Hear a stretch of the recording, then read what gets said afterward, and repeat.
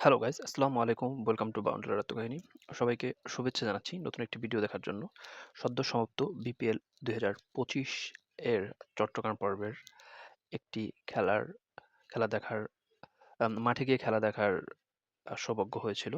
বরিশাল এবং চট্টগ্রামের এই ম্যাচটি বরিশাল জিতেছিল। যদিও ফাইনালেই বরিশাল জিতেছিল ৩ উইকেটের বিশাল ব্যবধানে চট্টগ্রামের এগেইনস্টে।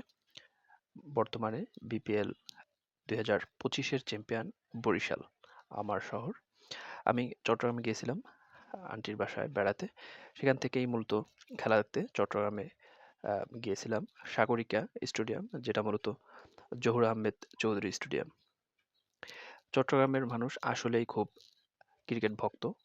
উপচে পড়া ভিড় ছিল মূলত ওই দিন মাঠে। আমাদের টিকিট পেতে অনলাইনেও টিকিট শেষ এবং টিকিট পেতে খুব বেগ পেতে হয়েছিল। বিশাল সিরিয়ালের ভিতরে আমরা টিকিট ম্যানেজ করতে পেরেছিলাম।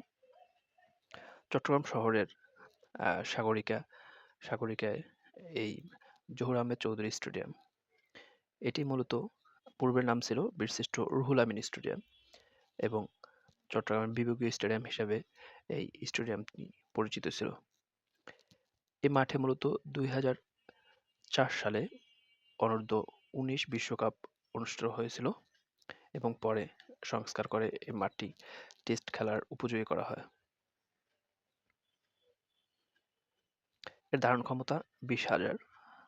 চট্টগ্রাম বিভাগের এই ঐতিহ্যবাহী এই স্টেডিয়ামটি আসলে মাঠ পরিপূর্ণ ছিল। আশেপাশের স্টেডিয়াম, আশেপাশের বিল্ডিং, ব্রিজ সব পরিপূর্ণ ছিল। আমরা মূলত খেলার শেষে চারপাশটা ঘুরে দেখেছিলাম। আসলেই অসাধারণ উৎসবমুখর। আর ক্রিকেট মানেই বাঙালিদের একটি উৎসবমুখর আমেজে পরিণত হয়। আর চট্টগ্রামের মানুষ আসলেই খুব ক্রিকেট ভক্ত। আপনারা দেখতেই পাচ্ছেন কানায় কানায় পূর্ণ স্টেডিয়ামগুলো।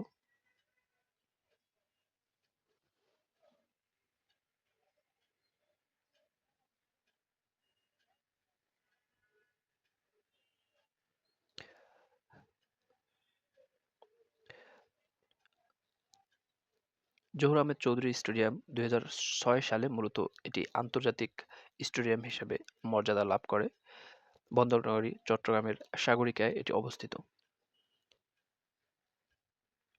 স্টেডিয়াম পাশেই রয়েছে বঙ্গোপসাগর, যেটি মূলত সাগরিকা সমুদ্র সৈকত। ২০১১ ক্রিকেট বিশ্বকাপে এই মাঠে গ্রুপ পর্বের ২টি খেলা অনুষ্ঠিত হয়। জহুর আহমেদ চৌধুরী স্টেডিয়াম, এর ধারণ ক্ষমতা ২০,০০০।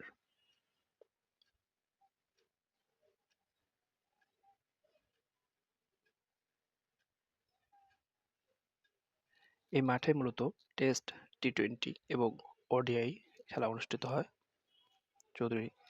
জহুর আহমেদ চৌধুরী স্টেডিয়ামে।